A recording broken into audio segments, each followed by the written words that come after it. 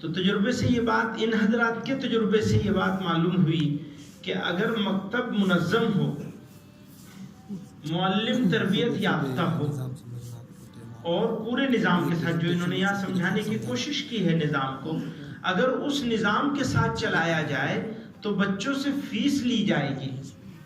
تو یہ نظام کے ساتھ فیس لے کر چلانے میں ابتدا میں تو دشواری ہوتی ہے. مولانا شمس الدین کا جملہ دہراتا ہوں کہ انہوں نے کہا تھا، ہم لوگ جب 2-3 سال پہلے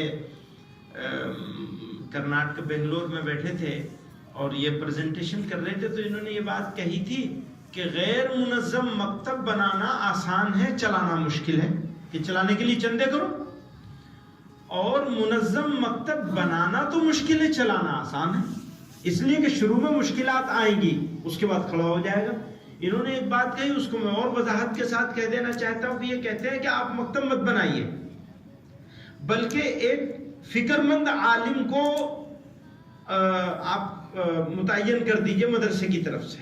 مدرسے والے حضرات یا جمعیت، ضلع جمعیت مکتب نہ بنائے، بلکہ ایک فکر مند عالم کو تربیت دے کر. اب وہ تربیت دلانے کا کام 2 جگہ ہوگا. انہوں نے بتانے والے تھے، بھول گئے یا بیچ میں چلے گئے، اس لیے نہیں بتا پائے.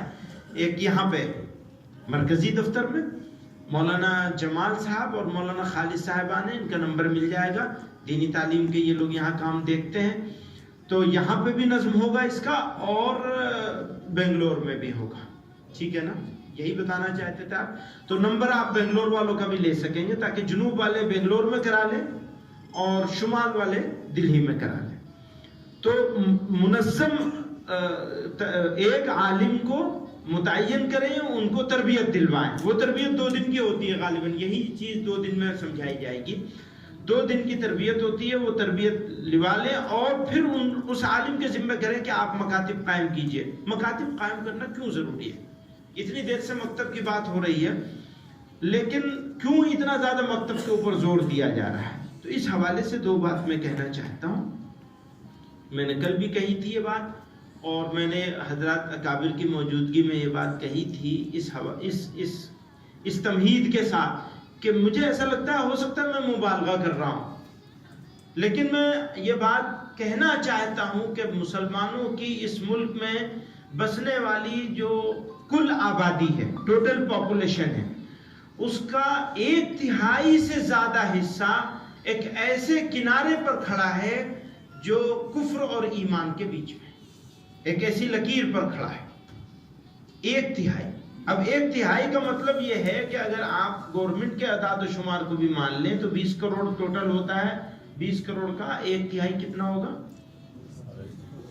6.25 کروڑ.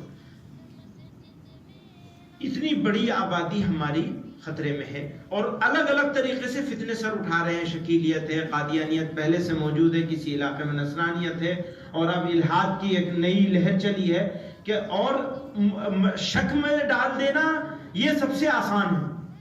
لوگوں کے دلوں میں شکوک پیدا ہو رہے ہیں اور ان کی رفع کرنے کا انتظام نہیں ہو رہا ہے. جوانوں کی، بڑوں کی بات کر رہا ہوں، بڑوں کے دلوں میں ہو رہے ہیں. تو اگر ہم نے بچوں کو نہیں پکڑا، اور ایسے والدین، ہم بے شمار والدین جانتے ہیں اچھے علاقوں میں جو اس فکر میں ہیں کہ بھئی ہمارے علاقے میں ہمارے بچے کی تعلیم کا کیا ہوگا. مالدار لوگ ہیں، وہ معلم کو ڈھونڈ لیتے ہیں، امام صاحب کو کہہ دیتے ہیں، امام صاحب کو کوئی تربیت نہیں ہوتی، وہ جاتے ہیں، ان کی فکر بس یہ رہتی ہے کہ وہ مہینے کی جو ٹیوشن فیس ہے وہ مل جائے. پڑھانے کی وہ انفرادی پڑھائی ہوتی ہے، اس میں بھی بہت ساری برائیوں کا خطرہ رہتا ہے، اس انفرادی پڑھائی میں بھی، کہ کسی کے گھر جا کے پڑھا رہے ہیں. تو یہ ایک منظم مکاتب کا شروع کرنے کا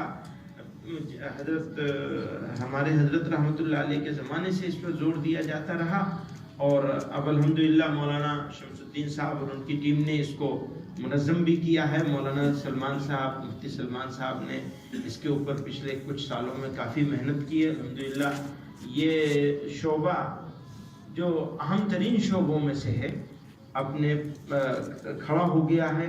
پچھلے